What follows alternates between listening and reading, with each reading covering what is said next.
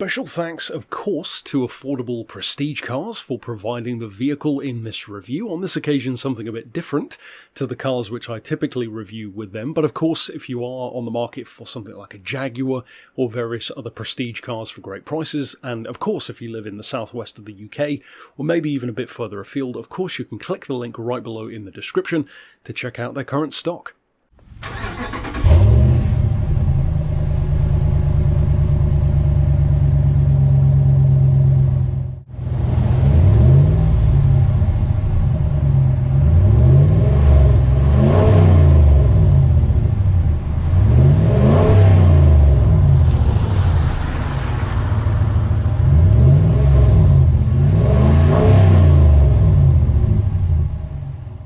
From the minute I saw that this Ram was for sale at Affordable Prestige, I had to review it, for two reasons. One, I wanted to see how it compared to the Ram SRT-10, which I reviewed in Beards and Cars quite some time ago. It was a less than stellar experience for a couple of reasons, one being its gearbox and two being its choice of drive, being rear-wheel drive only. This one has two-wheel drive and four-wheel drive modes. And also I was curious to see if they'd improve the handling or the suspension versus that model, and of course the gearbox as well. That one had, I believe, if memory serves, the same gearbox, at least in quad cab form, that the diesel had. And as great as I'm sure it feels in the diesel, putting a diesel gearbox onto a V10 Viper petrol engine just isn't really a well-made match, and it's one of the reasons why the manual versions of those tend to be more popular. But secondarily to that, and of course this is the main thing that I'll be touching on in the video, most people who do watch this video, especially who are new to the channel, will be watching it because it's a British review on British roads of an American car. So if you're even considering owning one, is it viable? Does a vehicle like this even work on UK roads? There are so many cliches to battle, from the left-hand drive to the size to the fuel to the weight. Is it worth considering for their prices, for their rarity? Or should you just go for something like a Range Rover on the luxury end? Should you go for something like a Ford Raptor or a Ford Ranger, more so in the UK, or a Mitsubishi L200, something more readily available? Is there any reason to really get a Ram beyond the Hummer factor, as I would often call it, just the cartoonish, over-the-top vibe that you get with certain big American cars?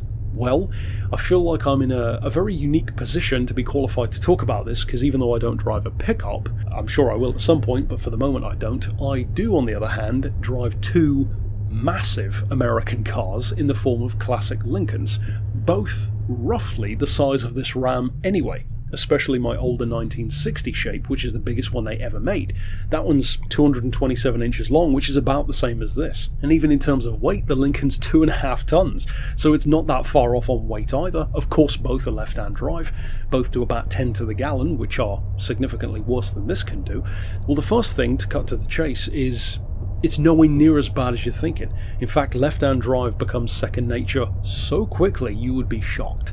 And I would actually go so far as to say that I prefer left-hand drive. I always choose it now if I can. I love it in the UK because although there are some occasions where it could be an issue, for example, if you have to overtake something in oncoming traffic, in my case, I would say, how often does that really happen in a vehicle like this? It's not like you're ducking and diving through traffic. Secondarily, the drive-through, it could be a bit more of a pain. Again, I would counter that argument by saying, how often are you going through the drive-through alone? If you've got a passenger, they could just order for you. Or, I mean, if the worst came to it, why not just park and go in and do your order and then leave? So again, I don't consider those to be really issues as such. In reality, the benefits of left-hand drive, I think, far outweigh it. My favourite benefit of driving on the left is it allows me to overtake stuff like parked cars so ridiculously close that you never could if you were driving on the right. Plus, you also know that as long as you can see the white line or the edge of the road in roughly the edge of the bonnet area over your headlight, you know you're not in anyone else's lane. So it's pretty easy to get used to. In terms of size, well, again, the Lincolns are massive. I still park them in places like Aldi or Asda, and I haven't been hit yet, and they do just about fit in a space. A Ram is pretty big, so even though it's roughly the same, you'll probably end up being over the line more often than not, but again, that's a thing to just get used to. So these are learning curve things rather than actual downsides. I would say that getting used to the American import experience, especially in a big vehicle, is no way near as difficult as you'd think, so don't let that put you off by any means. Now in the case of this one, although commonly called a Dodge Ram here in the UK, it's actually not. Technically it's a Ram 1500. Of course it has the HEMI engine. There are a couple of different engine variations for 2016 and a number of different ones if you include all of these 4th gen Rams, which has a very wide swath of years. From 2009 includes this one and even beyond, and of course there were tons of updates, tons of different variations in there. This particular one being the HEMI, of course that means it has a 345 cubic inch or a 5.7 V8, just under 400 horses, 395, and just over 410 foot-pounds of torque, which is about 550, close to 560 newtons. So not quite diesel in terms of torque. There is also a Cummins version, which is up around the 6.7 litre mark, and depending on the model year you go for these 4th gen Rams, it goes all the way down to a 3.7 V6. The HEMI though does tend to be one of the more common ones that you'll see for obvious reasons, not quite as specialised as something like an SRT-10. For somebody who still wants the petrol factor and doesn't want the Cummins, it ticks a lot of boxes having a HEMI. It's big enough to be beefy, you feel like you have enough power and torque, and I can definitely confirm that the performance on this, and in particular the dynamics, its handling, its brakes, its road holding, are far better than you're probably imagining it. And that brings me to the comparison with the SRT-10. Because two of the reasons why I really didn't like the SRT-10, as I alluded to, were the transmission, or the gearbox as we call it over here, and in particular, the drive. Because that one was only available as a rear-wheel drive model, and because of that, and because it has all of its weight over the front and very little over the back end to me just felt like it was floating around all over the road, even on a dry day. Whereas here, you can see I'm driving this in wet conditions, and although I drove it in 4-wheel drive mode some of the time, I also drove it in rear-wheel drive most of the time to really do a comparison, and it was so much better, especially given that this should be an inferior model, given that it's performance oriented, yes, but not to what you'd expect of an SRT-10 level machine. The HEMI is more muscle, whereas the SRT is more like exotic truck territory. And it feels the total opposite. This holds the road better, it's more comfortable, the brakes felt better, it just was a more pleasant all-round experience, and it actually felt like it genuinely was as good as a European equivalent. With the European equivalent here being more so something like a Range Rover. In terms of engines, we touched on the fact, of course, that it ranges quite a bit from a 3.7 up to a 6.7. Even in terms of the gearboxes, they range quite a bit as well, all the way from a 4-speed auto up to an 8-speed auto. There is a 6-speed manual in there as well. And one of the things which I found quite novel on this one is I expected it to be a column shift, as they usually are, and occasionally you'll have, the center-mounted shifter. This one kind of had a bit of a hybrid, something which I'm sure it's featured on other vehicles, but I personally hadn't used it before. It has an almost Jag-style turn selector, like a twist knob like on a Jag XF, but it was mounted 90 degrees upward. So it was a vertical one instead of horizontal, as you can see in the video, which was interesting. It was quite fun to use that. In terms of driving it, well, I already touched on the fact that it felt way better than it has any right to, but I can't really stress that enough. I've driven Range Rovers as well, other large SUVs in the past, older and newer. Of course, my experience with owning those as well.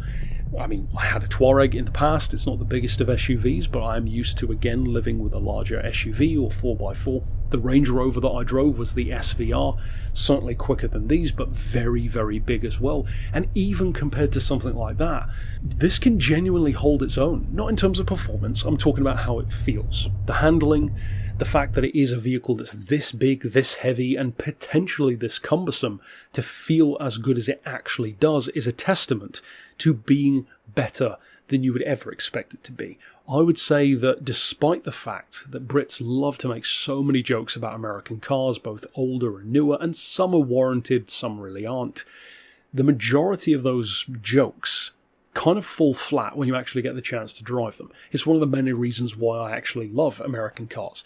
Mostly older ones, but some newer ones as well. And I would include this truck in there also. It's way better than you're thinking it could be, especially in terms of suspension, cornering, brakes. I mean, this thing can stop on a dime, and the brakes are seriously powerful. This particular one's selling for $25,000, so prices do vary, of course, depends on the year, depends on the spec, depends on the engine, and in the UK, you don't tend to have the greatest selection, maybe a couple of dozen for sale at any given time at best, with the majority of those being older ones. So, beggars can't be choosers. If you are looking for one, you kind of have to, go for whatever colour you can find or whatever spec you can find, or just wait, or I guess import one yourself. So the downside there is the lack of choice compared to the UK's Range Rovers, etc., where you can much more easily find what you're looking for.